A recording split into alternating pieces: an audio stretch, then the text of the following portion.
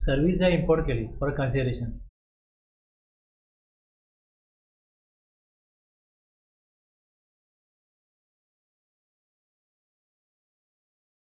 Import of service आणि याचं consideration आहे. ओके, बघा ही इम्पोर्ट ऑफ सर्व्हिस आहे आणि ह्याच्या अगेन्स्ट कन्सिडरेशन आहे. आता सर्व्हिस कशा करता घेतली?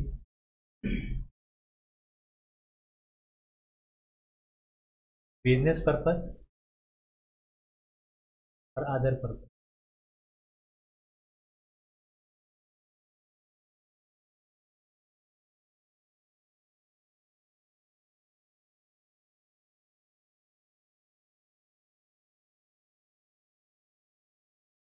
इम्पोर्टेशन ऑफ सर्व्हिस आहे, इम्पोर्टेशन ऑफ सर्व्हिस और कन्सिडरेशन आहे आणि वेदर और नॉट इन द कोर्स और फर्दरन्स of business.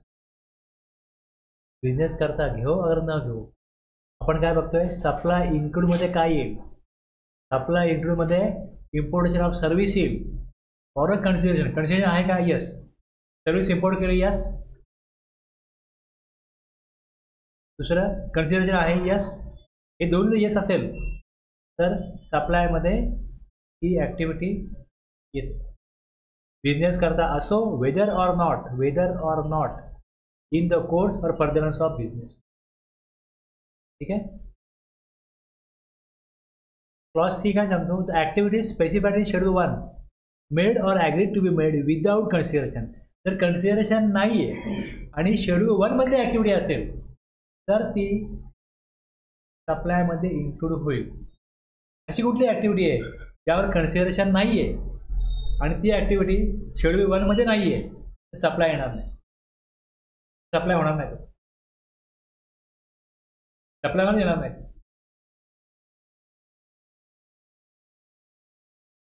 Activities or transaction to be treated as supply of goods or services as referred to in schedule 2. फक्त schedule 2 मलाच activities आहेत ज्या कन्सिडरेशन नसतील तरी पण सप्लायमध्ये येतील. जर त्या शेड्यूलमध्ये ॲक्टिव्हिटी नसेल, मी काय काढलं?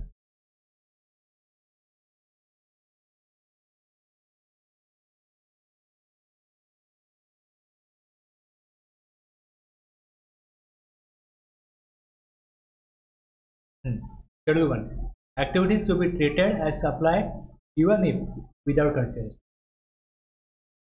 ते वेगळं काढलं. 7.1 मध्ये काय दिलं आहे की शेड्यूल 1 काय सांगतो? Activities to be treated as supply even if made without consideration. Consideration नाही आहे. या 4 ॲक्टिव्हिटीज आहेत. या 4 सोडून दुसरी कुठली ॲक्टिव्हिटी असेल आणि कन्सिडरेशन नसेल तर सप्लाय मग येणार नाही. पहिली ॲक्टिव्हिटी आहे permanent transfer or disposal of business asset where ITC has been availed on such asset. दुसरी, तिसरी, चौथी आपण 1 बाय 1 बघणार आहोत. पहिलं permanent transfer or disposal of business asset. Condition काय? Where input tax credit has been availed on such asset. मी एक असेट घेतली, कम्प्युटर घेतला, त्याच्यावरती मी ITC क्लेम नाही केला, क्लेम केला आणि मग मी तो डिस्पोज केला. सप्लायमध्ये येणार नाही. हे सप्लायचा भागच येणार नाही. सप्लाय नाही तर टॅक्स येणार नाही. कळलं? परमनंटली ट्रान्सफर आहे किंवा डिस्पोजल आहे बिझनेस असेट इथपर्यंत बरोबर आहे. बिझनेस असेट म्हणाल तर इथे एक फिक्स असेट भाग असतो बिझनेस असेटचा आणि दुसरा स्टॉकमध्ये जे गुड्स आहेत ते. स्टॉकमध्ये जे गुड्स आहेत ते, समजा माझा मोबाईलचा शॉप आहे, मी 10 मोबाईल विकायला घेतले, त्यातल्या 9 मोबाईलचा मी ITC घेतला, 10व्या मोबाईलचा मी ITC नाही घेतला आणि तो मी परमनंट ट्रान्सफर केला, डिस्पोज केला. सप्लायच नाही तो, कारण त्याचा ITC घेतलेला नाही. ओके, लक्षात घ्या. ITC केव्हा मिळतो? की in the course or furtherance of business काही सप्लाय मी करतोय, टॅक्स कलेक्ट करतोय, तर मला इनपुट टॅक्स क्रेडिट मिळतो. आता मला परमनंटली ट्रान्सफर करायचं आहे, जो माझा business in the course of देतच नाही कोणाला, तर त्याला मी ITC घेऊ नये. मी ITC नाही घेतला, ITC घेतलाच नाही. जेव्हा एखादी वस्तू मी घेतली वापरली बिझनेस करता किंवा नाही वापरली, पण जर त्याचा ITC घेत नाही आणि मग ते ट्रान्सफर करतो, तर ते सप्लायमध्ये येत नाही. हे त्याच्यावरती कुठलाही टॅक्स भरण्याची जबाबदारीच निर्माण होत नाही. टॅक्स पेअर लायबिलिटी क्रिएट होत नाही तिकडे. पण जर ITC अवेल केला आहे, बिझनेसची असेट आहे, ITC घेऊ शकतो. फिक्स असेट असो या स्टॉक इन ट्रेडमधले गुड्स असो, ITC घेतलाय तर मग सप्लाय. कन्सिडरेशन घ्या, अगर घेऊ नका. ओके, जर असेट ट्रान्सफर केली, आता ह्या संदर्भामध्ये मला एक लिंक म्हणून देतो. एक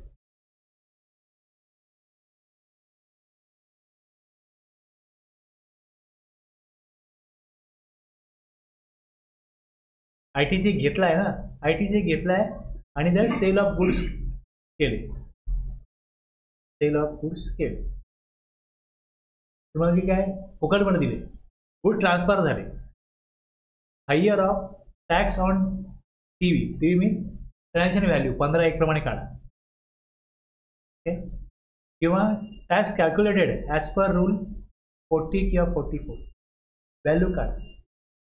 हा सेक्शन 18(6) जो आहे, इस्टिमेटेड लाईफ असेटचं असतं 5 वर्ष. 5 वर्षाच्या आत जर सेल ऑफ कॅपिटल गुड्स झाले, तर मग त्यासाठी हा सेक्शन. काही मशीनरी ट्रान्सफर केली, कम्प्युटर ट्रान्सफर केली, किती रुपयाला विकले, किती व्हॅल्यू आली, मी जी व्हॅल्यू लावलेली आहे ती माझी काय ट्रान्झॅक्शन व्हॅल्यू आहे. जरी 15(1) काढली असेल किंवा रूलनी काढली असेल व्हॅल्युएशनच्या. आणि सेक्शन हा रूल 18(6) प्रमाणे हा रूल बघायचा आहे 40 किंवा 44 आणि व्हॅल्यू काढायची. आणि ॲक्च्युली मी सप्लाय केला ती व्हॅल्यू आणि रूल 40 किंवा 44ची व्हॅल्यू, या जी हायर व्हॅल्यू आहे तेवढा टॅक्स जमा करायचा. एखादी वस्तू मी विकली 1 लाखाला, टॅक्स कलेक्ट केला 18,000 आणि ह्या रूलप्रमाणे जर टॅक्स आला 25,000, हायर काय 25,000, मला 25,000 गव्हर्नमेंटला पे करायचे लायबिलिटी. 18 कलेक्ट करून मिळाले आणि त्या रूलने 25 येतात. Okay, in the course or furtherance of business एक ॲसेट घेतली आहे आणि त्याचा ITC अवेल केला होता, ती ट्रान्सफर करा. व्हॅल्यूने ट्रान्सफर केली तर ती व्हॅल्यू बघा. जर परमनंट ट्रान्सफर केली आणि काय पैसे कलेक्टच नाही केले, परमनंटली ट्रान्सफर डिस्पोज केली, तरी पण त्याच्यावरती GST येईल. सेक्शन 18(6) नंतर लागेल. पहिले सप्लायमध्ये आहे की नाही, तुझ्या कन्सिडरेशन सप्लाय केला आहे, ITC घेतलेल्या असेट्सचा, बिझनेस असेट्सचा. ओके, सेक्शन 17(5) ब्लॉक क्रेडिट आहे, इनपुट टॅक्स क्रेडिट ब्लॉक. तर मी 10 मोबाईल घेतले होते, एक मी स्वतः करता वापरला. ओके, जर बिझनेस करता एखादी ॲसेट वापरली जाणार नसेल तर ITC घेऊच नाही. पर्सनली कन्झम्पशन केलं असेल त्याचा ITC मिळणार नाही. सेक्शन 17(5) पण सांगतो की तुम्ही जेव्हा इनपुट टॅक्स क्रेडिट घेता, 17(5) म्हणतो की इनपुट टॅक्स क्रेडिट तेव्हा घेता येणार नाही जेव्हा तुम्ही पर्सनल कन्झम्पशन करता एखादी वस्तू घेतलेली, बिझनेस करता घेतली नाही. सपोज तुमचं ग्रोसरी स्टोअर असेल, तुम्ही 1 लाख रुपये GST भरून काही गुड्स घेतले असतील. ओके, आणि यातले 15% गुड्स तुम्ही तुमच्याकरता घराकरता वापरले, ते घरातल्या कार्य म्हणून वापरले, तर तुम्हाला या 1 लाखामधला 85,000 ITC घेता येईल. 15% गुड्स तुम्ही जे वापरले ते तुमचं व्यक्तिगत वापर झाला, पर्सनल कन्झम्पशन झाला असेल, तर ह्याचा 85,000चा ITC मिळतो. ट्रान्सफर केलं, permanent transfer disposal of business asset, स्टॉकमधले गुड्स असो या कॅपिटल गुड्स असो, जर इनपुट टॅक्स क्रेडिट अवेल केला आहे, कन्सिडरेशन नाही आहे, ते सप्लायमध्ये येईल. सप्लायमध्ये आलं तर पुढच्या प्रोजेक्टप्रमाणे मग त्याला टॅक्स येईल किंवा टॅक्स रिव्हर्सल करायला लागेल. ते काय असेल पुढे जाऊन समजलं ना. म्हणजे लायबिलिटी क्रिएट करण्यासाठी पहिले सप्लाय इस्टिमेट, तिथे पहिले सप्लाय एस्टॅब्लिश व्हायला लागतो. तो पहिले तिकडे सप्लाय एस्टॅब्लिश होण्याकरता ही प्रोजेक्ट. आणि insurance company disposes its use computer its book value is ₹45,000 by giving it to a charitable organization. तुम्ही चॅरिटी करू शकता, कोण तुम्हाला अडवणार नाही, पण सप्लायमध्ये येईल ते the disposal of the computer is a supply of goods and subject to GST. आता जर हे कम्प्युटर हे कॅपिटल गुड्स आहेत तर सेक्शन 18(6) पण बघायला लागेल, त्या रूल बघायला लागेल. आणि सप्लाय आहे त्यामुळे किती लायबिलिटी येईल ती लायबिलिटी त्या इन्शुरन्स कंपनीला पे करायला लागेल.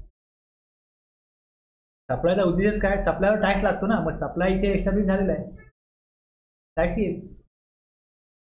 Star furniture enterprise, the sole proprietor is in the business of selling furniture. Its owner took a set of furniture to furnish his own bedroom permanently. Transfer केलं फर्निचर, स्वतः करता केलं. ओके, स्वतः करता केलं तर ऑप्शन 2, एक याची ओपन मार्केट व्हॅल्यू काढा, त्यावर टॅक्स भरा, किंवा मग हे पर्सनल कन्झम्पशन आहे 17(5) प्रमाणे तेवढा ITC रिव्हर्स करा. म्हणजे प्रॉपर टॅक्स कलेक्शन होण्याकरता ही तरतूद आहे. सेक्शन पहिले 7 मध्ये शेड्यूल 1 मध्ये ही एंट्री टाकली, 17(5) मध्ये पर्सनल कलेक्शन ब्लॉक केलं आणि 18(6) मध्ये कॅपिटल गुड्स वरती काय लायबिलिटी येईल ती क्रिएट केली.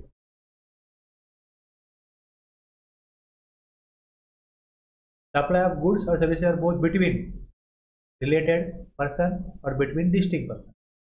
ओके ना, आपण बघितलं रेल्युशनमध्ये ती व्हॅल्यू काढायला सांगितली, कन्सिडरेशन नाही आहे, पण पहिले सप्लायवर यायला पाहिजे ती ॲक्टिव्हिटी, म्हणून ती सप्लायवर टाकले विदाउट कन्सिडरेशन. Supply of goods services or both between related person between distinct person as specified in section 25 when made in the course or furtherance of business. Happy Limited provides management services without charge to Joy Limited having common directors. It qualifies as supply and GST.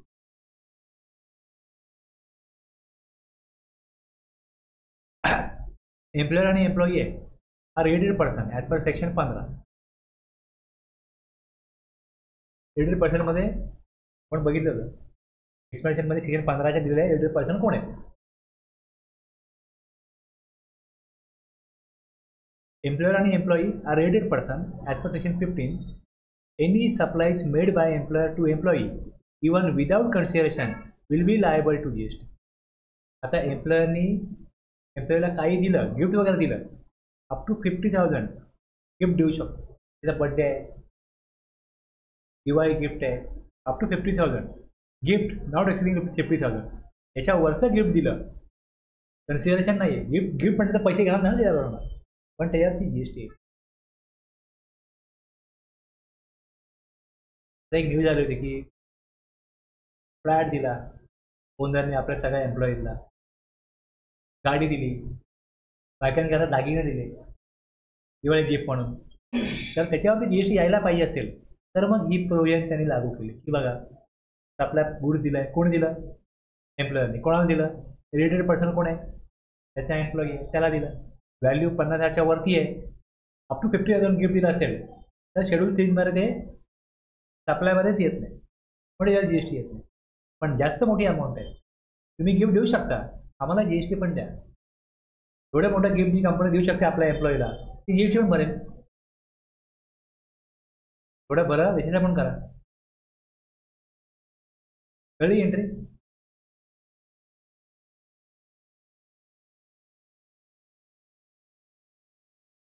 Supply of goods by principal to his agent, where agent undertakes to supply such goods on behalf of the principal. When Mr. Om, located in Goa, supplies certain goods to his agent, Mr. Raj of Delhi, and Mr. Raj undertakes to supply the said goods to Delhi on behalf of Mr. Om. If the aforesaid case, supply of goods by Mr. Om to Mr. Raj shall fall within the scope of supply even if made without consideration. आता एक कसं आहे बघा, एक principal आहे, माझे goods आहेत, मी तुम्हाला याचा एजंट म्हणून अपॉइंट केलं, तर याच्यामध्ये 2 भाग असतात. याच्यामध्ये 2 भाग असतात. एक म्हणजे जर मी हे जो प्रिन्सिपल आहे, मी प्रिन्सिपल आहे, माझे गुड्स आहेत, इनवॉइस तर माझ्याच नावाने बनतो, इनवॉइस माझ्याच नावाने बनतो, तर मी एजंटला कमिशन देईन. पण इनवॉइस जेव्हा बनवला जातो तेव्हा जो एजंट आहे, या एजंटच्या नावाने इनवॉइस बनला तर तो सप्लायमध्ये असेल तर मग प्रिन्सिपलला त्यावर जीएसटी आकारावा लागेल. ओके, तो चार्ज यायला पाहिजे. प्रिन्सिपलने एजंटला सप्लाय केला, जीएसटी लावून सप्लाय करायचा. ITC मिळणार. सप्लाय घेतला ना, इन्व्हर्ट सप्लाय घेतला, तो पुढे विकेल. एजंट जेव्हा पुढे विकेल तेव्हा तो त्याच्या इनवॉइस वरती विकेल. प्रिन्सिपल इनवॉइस बनवेल एजंटच्या नावाने, टॅक्स कलेक्ट करेल, भरेल. ॲक्च्युली कलेक्शन होणार नाही आहे. विदाउट कंडिशन सप्लाय करतो, बँकेत तुम्हाला पैसे देणार नाही कारण माझे गुड्स मी तुम्हाला दिले, पण माझ्या नावाने गुड्स विकले जाणार नाही, तुम्ही तुमच्या नावाने पुढे विकणार आहात. आलं लक्षात ना? माझे गुड्स जर 1 लाखाचे आहेत आणि ते मार्केटला जर 1,40,000ला मला विकायचे असतील तर मी माझ्या इन्व्हॉइसवरती विकू शकत नाही. तर रेप्युटेशन तुमचं मार्केट क्रिएट आहे म्हणून तुम्ही माझे गुड्स 1,40,000ला विकू शकता. मला पहिले 1 लाखाचा इन्व्हॉइस बनवायला लागेल. जीएसटी तुमच्याकडनं कलेक्ट केला हे मी दाखवेल इन्व्हॉइसवरती, तुम्ही पे करीन. तेवढं ITC तुम्ही घ्याल, 1,40,000 प्लस ते गुड्स विका, तो ITC घ्याल आणि तुम्ही पैसे कलेक्ट कराल ना बाहेरकडनं, मग तुमचं कमिशन तुम्ही घ्या, बाकीचे पैसे मला परत द्या. असा व्यवहार जर होत असेल, कन्सिडरेशन नाही आहे ॲक्च्युलीमध्ये, पण त्याच्यावरती जीएसटी भरावा लागेल, द्यायला लागेल, कारण तो सप्लायमध्ये आला तर मग पुढच्या गोष्टी येतात, म्हणून तो सप्लायमध्ये टाकला.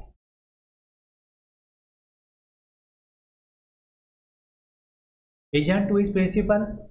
आता जसं गुड्स विकायला दिले तर मी एजंट अपॉइंट केला आहे की तुमच्या नावाने गुड्स तुम्ही मला परचेस करून द्या. ओके, परचेस करून द्या. Agent to is principal. The agent undertakes to receive such goods on behalf of principal. प्रिन्सिपलच्या वतीने एजंट परचेस करतो आणि मग एजंटला पैसे प्रिन्सिपल देतो. हे पहिले सप्लायमध्ये आलं आहे. मग आपण बघितलं व्हॅल्युएशन किती व्हॅल्यू येईल, काय व्हॅल्यू लावली पाहिजे एजंटनी काय प्रिन्सिपलनी, हे रूल 29 मध्ये लक्षात ना.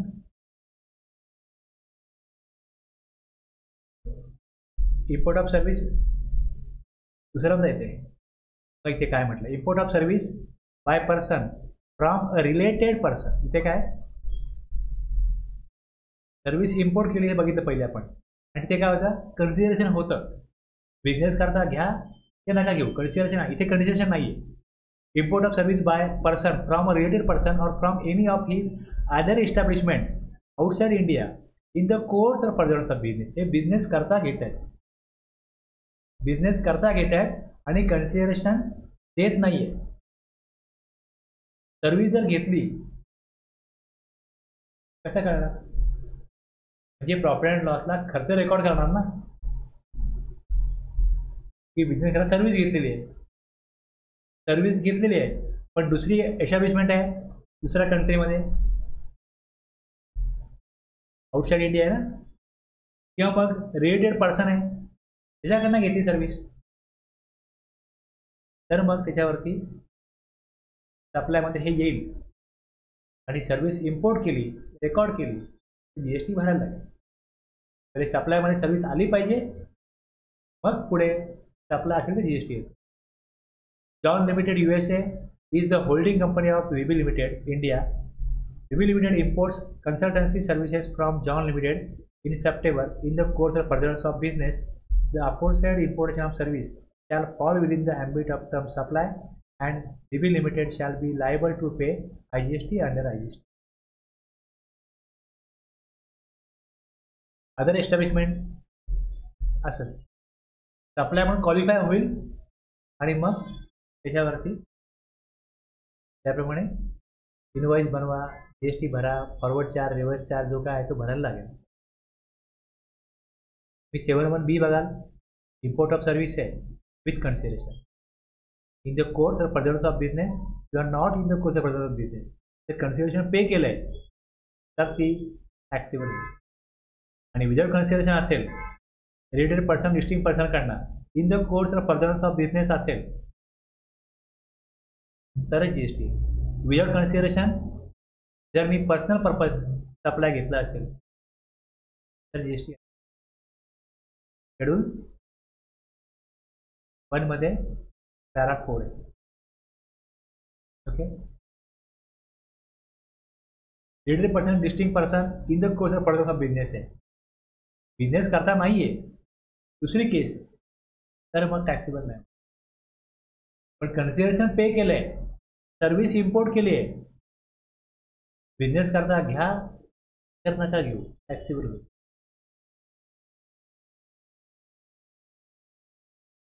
विदाउट कन्सिडरेशन सर्व्हिस घेतली, इम्पोर्ट ऑफ सर्व्हिस विषयी आपला चाललेला आहे, आणि ती बिझनेस करता नाही, रिलेटेड डिस्टिंग पर्सनकडनं घ्या किंवा इन द कोर्स बिझनेस करता नाहीये, अदर केस.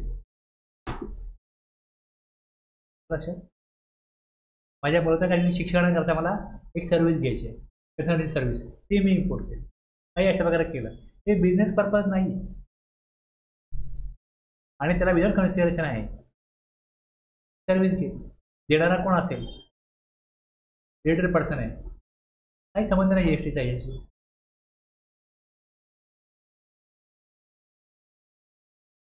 हे आपण 4 पॅरा बघितले. बिझनेस असेट म्हणजे गुड्स आहे, ट्रान्सफर केले, permanently transfer or disposal of business asset, where ITC, condition काय, वेअर ITC अवेल केला आहे का, ओके, ITC बिझनेस असेट. मग इथे याप्रमाणे बघा, लायबिलिटी येईल, ट्रान्सफर केलंय, सप्लायमध्ये येईल, आणि सप्लाय असेल तर लायबिलिटी येईल. दुसरं एम्प्लॉयर एम्प्लॉई आहे, लिस्टिंग पर्सन आहे, हे बघितलं, प्रिन्सिपल एन बघितलं, एन प्रिन्सिपल बघितलं, गुड सेल केले, परचेस केले, आणि आता लास्ट इम्पोर्ट ऑफ सर्व्हिस बघितली. हे 4 पॅरा होते. या ॲक्टिव्हिटीमध्ये जर कन्सिडरेशन नाही आहे तरी हे सप्लायमध्ये येतं. ह्या 4 ॲक्टिव्हिटी सोडून किंवा ही 4 ट्रान्झॅक्शन सोडून दुसरी कुठली ॲक्टिव्हिटी असेल आणि कन्सिडरेशन नाही आहे तर मग ते सप्लायमध्ये येणार नाही.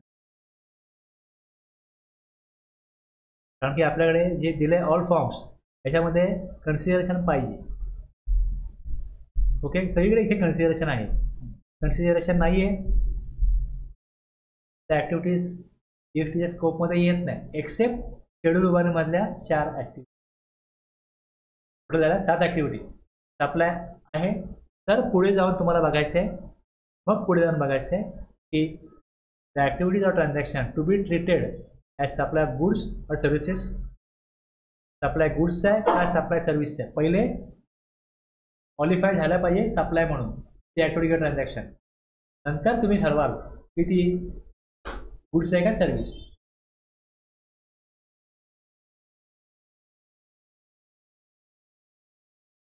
आता ह्याचा उद्देश काय की ज्या वेळेस तुम्हाला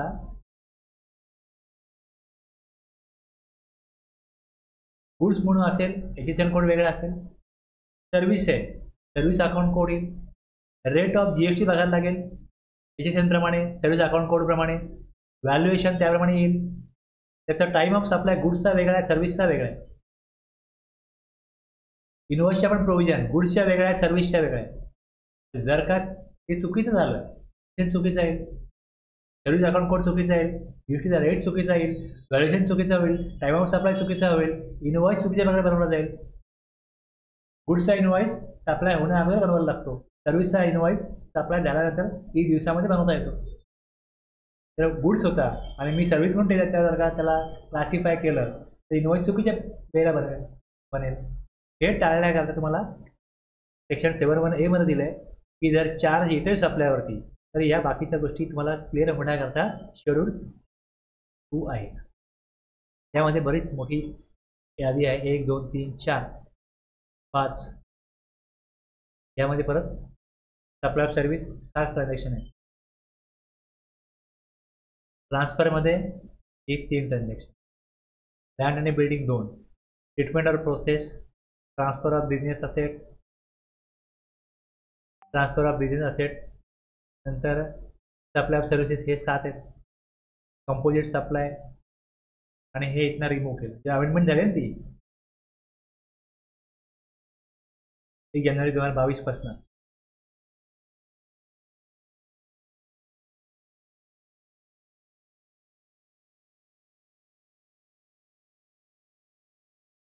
हे जास्त वेळ घेणार आहे, हे मी उद्याच्या क्लासमध्ये घेतो.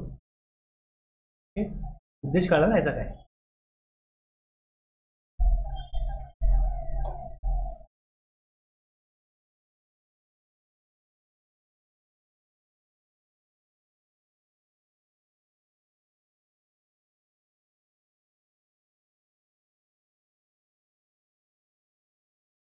हा 1A हा जो क्लॉज आहे section 7 subsection 1A,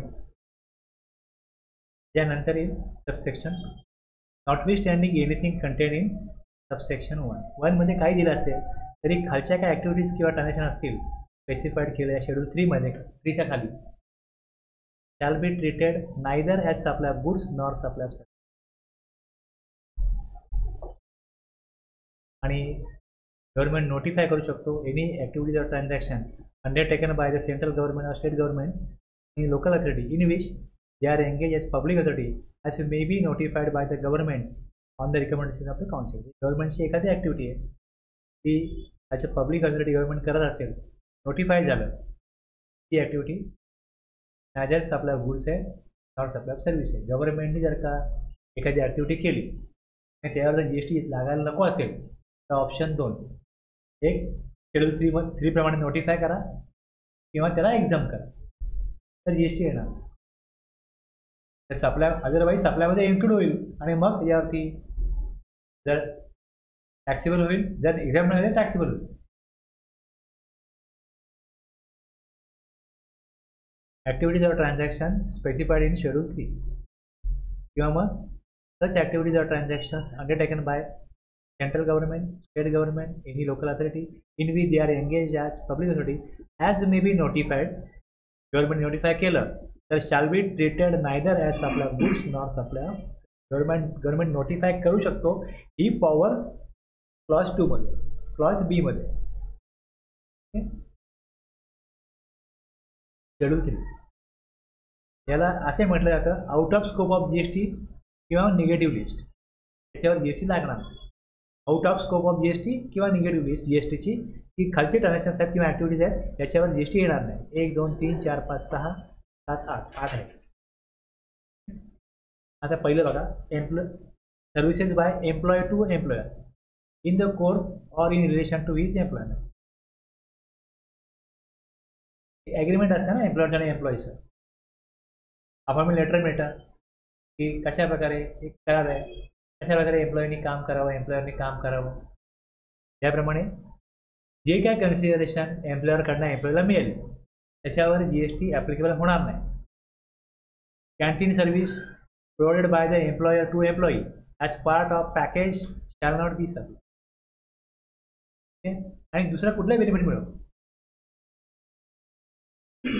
transportation facility of employees by the employer to the place work is not a supply.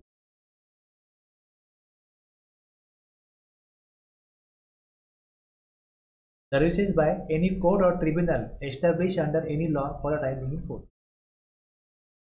Court includes district court, high court, supreme court. या कोर्टाने किंवा ट्रिब्युनलने establish under any law for time being in force.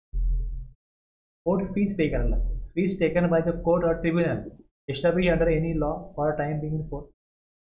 त्या court फीवर GST येणार नाही कारण की ही ॲक्टिव्हिटी GSTच्या स्कोप. कोर्ट जी सर्व्हिस देईल त्याकरता कोर्ट काय फीज चार्ज करतो. त्या फीजवरती GST गव्हर्नमेंटला घ्यायचा नाही म्हणून ती ॲक्टिव्हिटी इथे इन्क्लूड केलेली आहे शेड्यूल 3 मध्ये. आपण मतदान करतो निवडणुकीला, कोणाकोणाला निवडून देतो, नगरसेवक, आमदार, खासदार. The functions perform by the member of parliament, खासदार, member of state legislature, member of panchayat, member of municipalities, member of other local authorities. हे जे फंक्शन परफॉर्म करतात ओके त्यांना काय गव्हर्नमेंटकडनं काय फीज मिळते. ते गव्हर्नमेंटची एम्प्लॉई नाही आहे. ते गव्हर्नमेंटचे एम्प्लॉईज नाही आहेत. The members of the bodies mention above. हे झालंय the duties perform by any person who holds any post in pursuance of the provision of the constitution in that capacity. काय मिळालंय काय ड्युटीज परफॉर्म करण्याकरता घटनेप्रमाणे त्यांना एक पद मिळालं. Members of the bodies mention above have the responsibility of framing laws, regulations, guidelines to ensure smooth running of the society at large.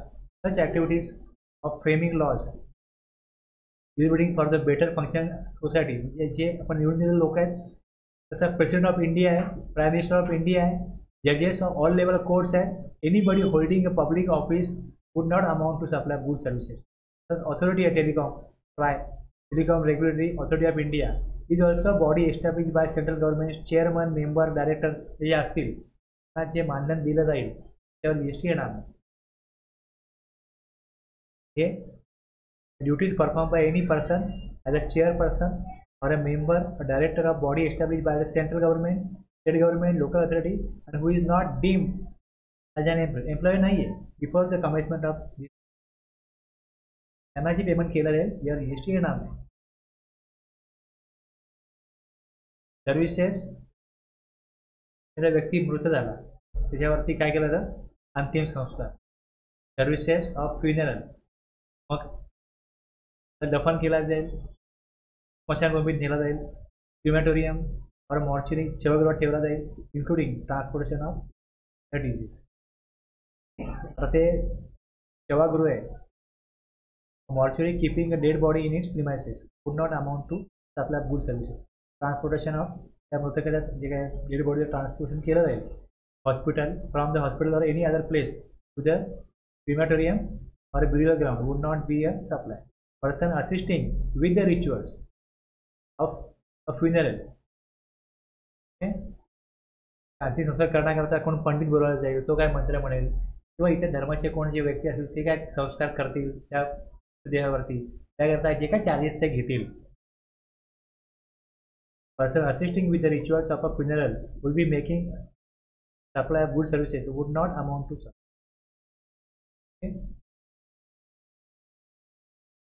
Sale of land, sale of land असेल त्याच्यावर GST कधीही येतो. आणि बिल्डिंग, सेल ऑफ बिल्डिंग, जेव्हा बिल्डिंगचं construction चालू आहे तोपर्यंत त्याला बिल्डिंग ही आयडेंटिटी नसते. बिल्डिंग जेव्हा उभी राहते त्याला कंप्लेंट सर्टिफिकेट नाही आहे. लक्षात, तर जसं एखादी बिल्डिंग उभी राहते तर मग त्याला सोसायटीला पाणीपट्टी भरायला लागते. पण जोपर्यंत ती बिल्डिंगच नाही आहे त्याला सीसीच नाही आहे, आणि जे त्याचे शेअर होल्डर आहेत त्या सोसायटीचे त्यांना प्रत्येकाला काय दरवर्षी काय येतात, काही चार्जेस भरायला लागतात म्युन्सिपालिटीकडनं, सिडकोकडनं प्रॉपर्टी टॅक्स भरायला लागतो. पण जोपर्यंत ती प्रॉपर्टी एस्टॅब्लिश झालीच नाही आहे, ती बिल्डिंग म्हणत नाही आहे, ती बुकिंग करायला अंडर कन्स्ट्रक्शन, ती शेड्यूल 2 मध्ये येते, पॅराग्राफ 5 मध्ये येते, क्लॉज बी मध्ये येते. ती supply of services. Okay, supply of services. Builder GST घेतो तो कन्स्ट्रक्शन सर्व्हिस दिली म्हणून घेतो, पण एकदा का कंपनी सर्टिफिकेट झालं का मग जीएसटी येणार. Sale of land and sale of building subject to clause B of paragraph 5 of schedule 2.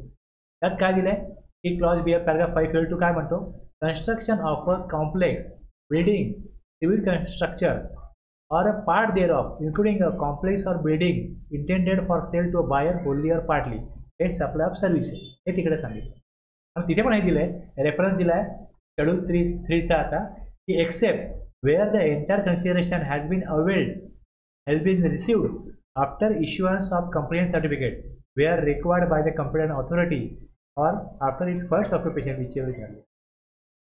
The occupation certificate किंवा कंप्लेंट सर्टिफिकेट मिळालं आणि एंटायर कन्सिडरेशन, संपूर्ण त्याचं जे कन्सिडरेशन आहे हे जर सीसी मिळाल्यानंतर किंवा ओसी मिळाल्यानंतर दिलं असेल तर जीएसटी येणार.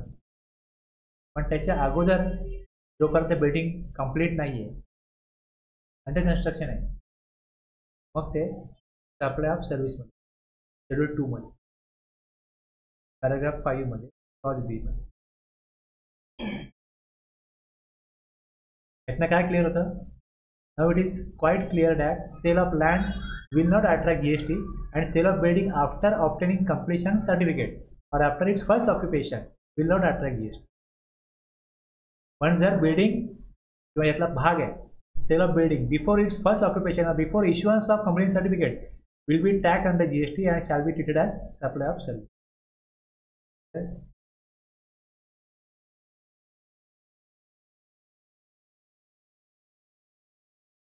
ॲक्शनेबल पे मगाशी बोललो ना. अदर दॅन लॉटरी बेटिंग आणि गॅम्बलिंग हे कव्हर केलं. Actionable claim other than lottery betting आणि गॅम्बलिंग. ह्याच्यामध्ये आहे ना थोडा ह्याच्यामध्ये एक चेंज झालाय.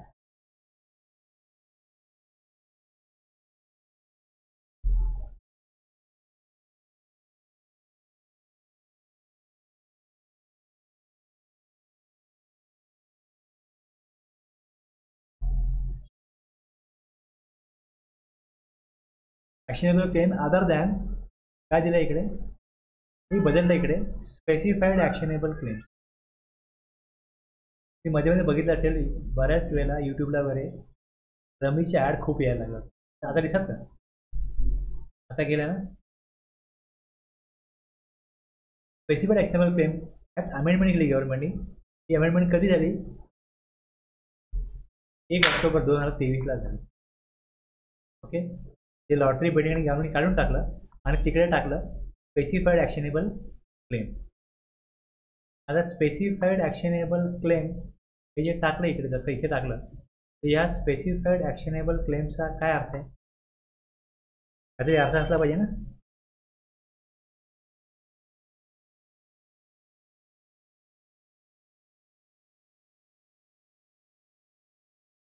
इकडे ही अमेंडमेंट केली, सेक्शन 2 मध्ये हे टाकले. हे बघा, हे आफ्टर क्लॉज 80 व ए टाकला. ऑनलाईन गेमिंग मीन्स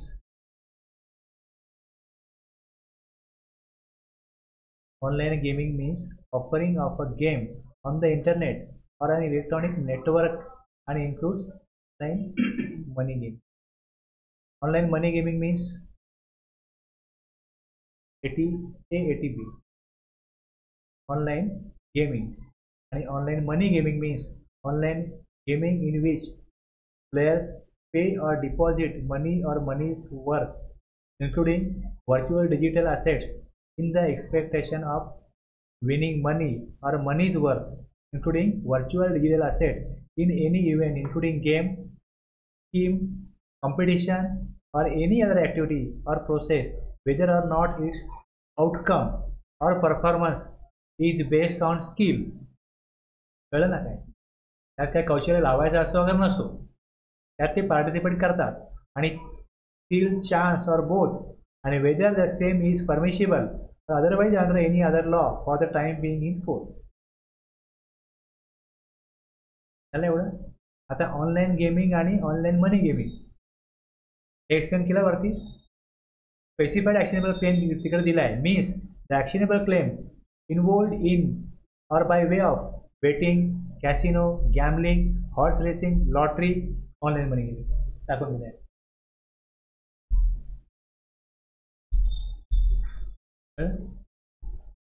आता स्कोप वाढला की नाही. स्पेसिफाईड ॲक्शनेबल क्लेम म्हटल्यामुळे काय झालं, betting, gambling, lottery betting, gambling पेक्षा जास्त त्यात कवर गोष्टी झाल्या. हे जे असे ऑनलाईन गेमिंग होते ते म्हणत होते की आम्ही आमच्याकडे स्किल वापरायला लागतं तेव्हा तो विन होऊ शकतो, काही असो दे. हे सगळं त्यांनी त्यात इन्क्लूड केलं आणि त्यांचं असं म्हणणं होतं की जे पैसे कलेक्ट करतो आम्ही आणि जे पैसे डिस्ट्रीब्यूट करतो त्यातलं जे डिफरन्स अमाऊंट आहे ना तुम्ही त्याच्यावरती जीएसटी लावा.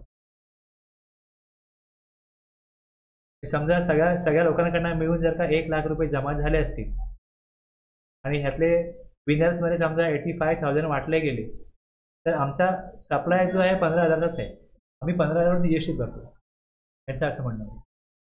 आणि तसं गव्हर्नमेंटला करायचं नव्हतं, त्यामुळे त्यांना ही अमेंडमेंट करायला लागली आणि त्यात ह्या सगळ्यांना कव्हर केले की तुम्ही जर 1 लाख कलेक्ट करता तर त्याच्यावर तुम्हाला 28% जीएसटी ॲप्लिकेबल लॉटरी बेटिंग गॅम्बलिंगवरती द्यायला लागेल. जे काही लिगल डिस्प्यूट मॅटर होते ते जर का त्यात गव्हर्नमेंटला त्यावर जर का कंट्रोल करायचा असेल तर ही अमेंडमेंट करायची गरज होती, म्हणून ही अमेंडमेंट केली.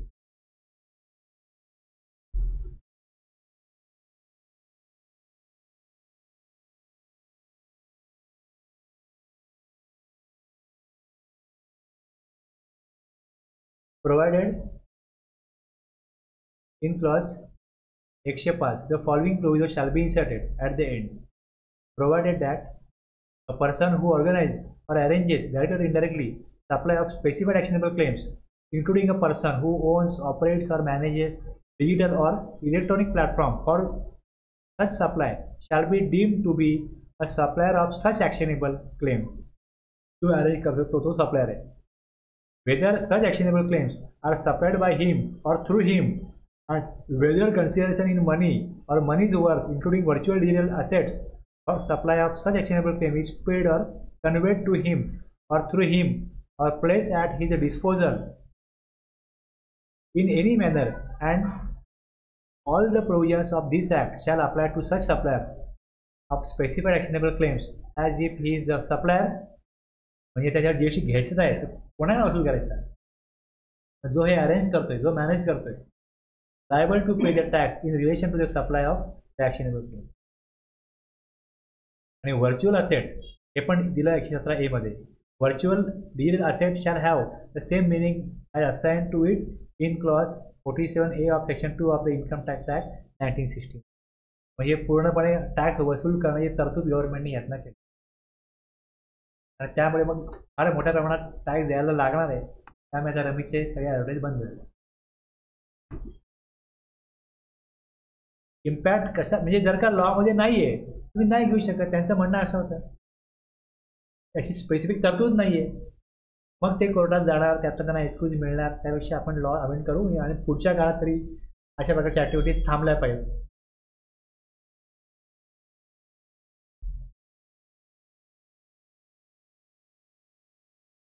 तर जो हा भारताचा कायदा आहे जीएसटीचा, हा भारताकरता आहे ना.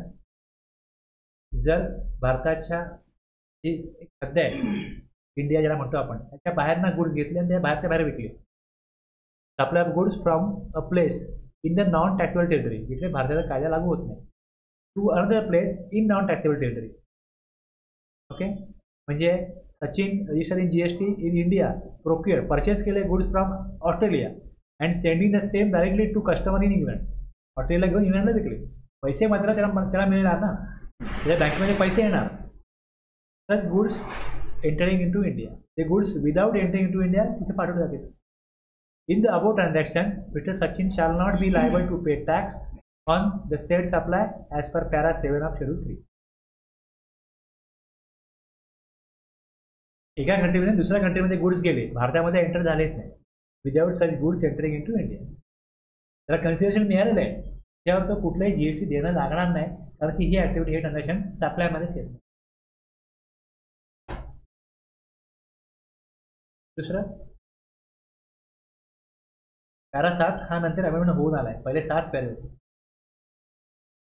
8वा पॅरा पण आला, 7-8 एकदम आले. Supply of warehouse goods to any person before clearance for home consumption. Supply of goods मागवले, ते भारतामध्ये आले. Okay, mister Sachin register in GST in India purchase goods from Australia, goods reached to JNPT port India and kept the goods in custom bonded warehouse without clearing it for home consumption.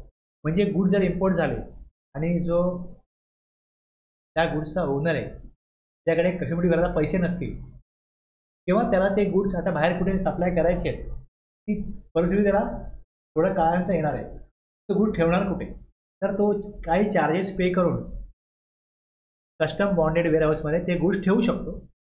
जेव्हा तो goods ते सोडवायला जाईल त्यावेळेस त्याला custom duty आणि IGST भरण्याची ते तरतूद, कारण तिथे गुड्स ठेवले. In the meantime mister Sachin sold this goods to mister Sehwag while they were in warehouse. Okay. This transaction between Mr. Sachin and Mr. Sehwag is neither supply of goods nor supply of services as per para 8. Okay. माझे goods आहेत ना ते कस्टममध्ये पडू नये, त्यानंतर मी तुम्हाला दिले, तुम्ही आणखीन पुढच्या व्यक्तीला दिले, तुम्ही आणखीन कोणाला दिले. कस्टममधून ज्यावेळेस जो व्यक्ती आता ओनर झाला, ज्याकडे त्या गुड्सचा अधिकार आहे, तो जाऊन कस्टममध्ये कुठे भरेल, IGST भरेल आणि गुड्स घेईल. त्याच्या अगोदर ज्यांनी डॉक्युमेंट ट्रान्सफर केले, हक्क ट्रान्सफर केले त्या गुड्सची दुसऱ्याला, त्याच्यावर जीएसटी येत नाही. एकदा जीएसटी येत. दुसरं पॅरा 8 मध्ये क्लॉज बी सांगतो, supply of goods by the consignee to any other person by endorsement of document of title to goods after the goods have been dispatched from the port of origin located outside India but before clearance of home consumption. आता goods आहेत ना, हे मागवले सचिननी, import करतोय some goods from China. आता जेव्हा goods समुद्रामध्ये आहेत, भारताच्या हद्दीमध्ये जेव्हा येतात, कस्टमच्या बाउंड्रीमध्ये येतात, तेव्हा आपण म्हणतो की इम्पोर्ट झाले, ते आले भारतामध्ये. ते दुसऱ्या प्रांतामधनं भारताच्या प्रांतामध्ये गुड्स आले तेव्हा ते इम्पोर्ट म्हटलं जातं. पण ते इम्पोर्ट होण्याच्या अगोदरच while the goods were in high sea, Sachin sold the goods to Sehwag by way of endorsement of document of title of goods. याच्यावरती पण जीएसटी येणार. जे गुड्स ऑन द वे आहे, एक व्यक्ती परचेस करतो, त्याचा अधिकार दुसऱ्या व्यक्तीवर, हे गुड्स तू ताब्यात घेऊ शकतोस, तू मागवले गुड्स. त्या गुड्सला जोपर्यंत कस्टम क्लिअरन्स झाल्यानंतर मग पुढे विकले गेले तर मग जीएसटी लागेल. पण जोपर्यंत कस्टमरना क्लिअर होत नाही त्याच्या अगोदर तो व्यवहार होईल. हायसीमध्ये हो किंवा मग तिकडे वेअरहाऊसमध्ये ठेवले त्यानंतर हो.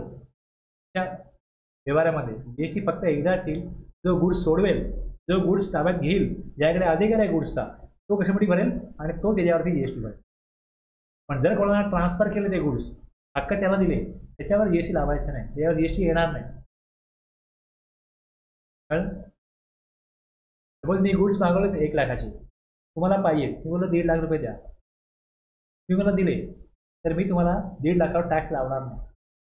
तुम्ही तिकडे जा, कस्टममध्ये कस्टमड्युटी भरा, जीएसटी भरा, त्याचा आरटीसी घ्या. तुमच्याने माझा व्यवहार जो आहे हा जीएसटीच्या स्कोपमध्ये येणार नाही. माझ्याकडे अधिकार आहेत, मी गुड्स मागवले, मी सप्लायला पेमेंट केलं आहे, मी तुम्हाला विकतो, तुमचा सप्लायर मी आहे, मी सप्लाय ॲक्च्युली करतोय गुड्सचा, पण हे ट्रान्झॅक्शन सप्लायच्या स्कोपमध्ये येणार नाही.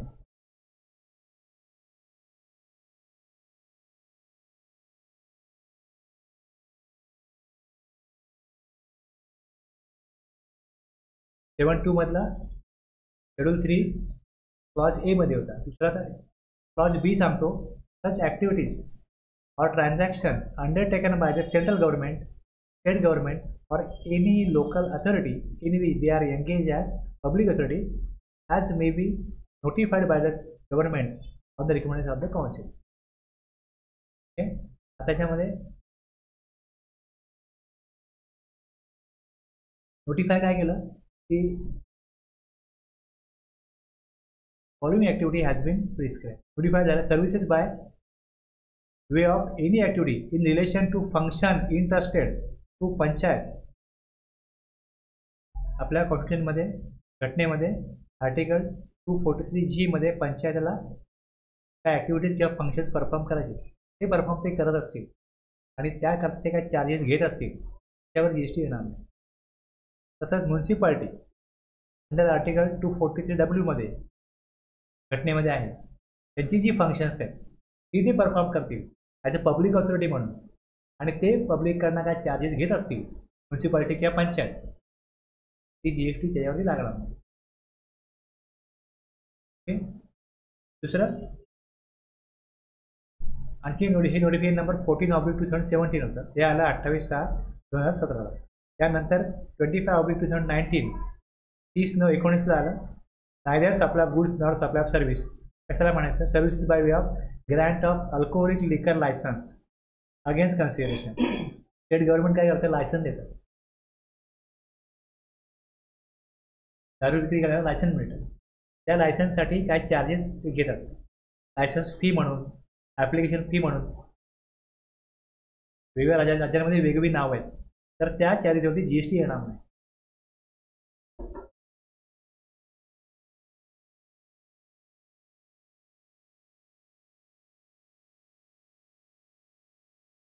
सेक्शन 7(3) मध्ये हे दिलंय की subject to subsection 1, 1A and 2, the government may on the recommendation of the council specify by notification the transaction that are to be treated as. एखादं ट्रान्झॅक्शन आहे ते सप्लाय ऑफ गुड्स आहे, नॉट सप्लाय ऑफ सर्व्हिस. किंवा एखाद्या transaction हे supply of service आहे, not as supply of goods. त्यात मी ट्रीट करा. सप्लाय ऑफ गुड्स नाही, सप्लाय ऑफ सर्व्हिस आहे, की supply of service supply of goods आहे. असं काही नोटिफिकेशन आलेलं नाही आहे. असं कुठलं त्यांनी पॉवर ठेवली.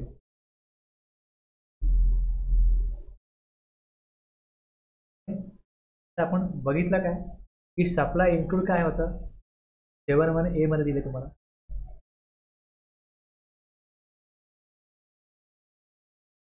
आणि इम्पोर्ट ऑफ सर्व्हिस बघितलं 7(1) मध्ये. सप्लाय विदाउट कन्सिडरेशन शेड्यूल 1 मध्ये बघितलं. जर यातनं आणि ते याचं आलंय अमेंडमेंट टेबल ए मध्ये हे सप्लायमध्ये इन्क्लूड होते आणि हे सप्लायमध्ये इन्क्लूड झालं असेल तर मग त्याचा क्लासिफिकेशन गुड्स आहे का सर्व्हिस आहे हे 7(1) मध्ये होईल, हे शेड्यूल 2 मध्ये. हे आपल्याला उद्या बघायचं, उद्याच्या क्लासमध्ये बघा. इकडे लिस्ट बघितली आपण शेड्यूल 3 मध्ये. आणि 7(3) सेक्शन 3 मध्ये जी पॉवर आहे त्याचा काही उपयोग झालेला नाही. थांबूया.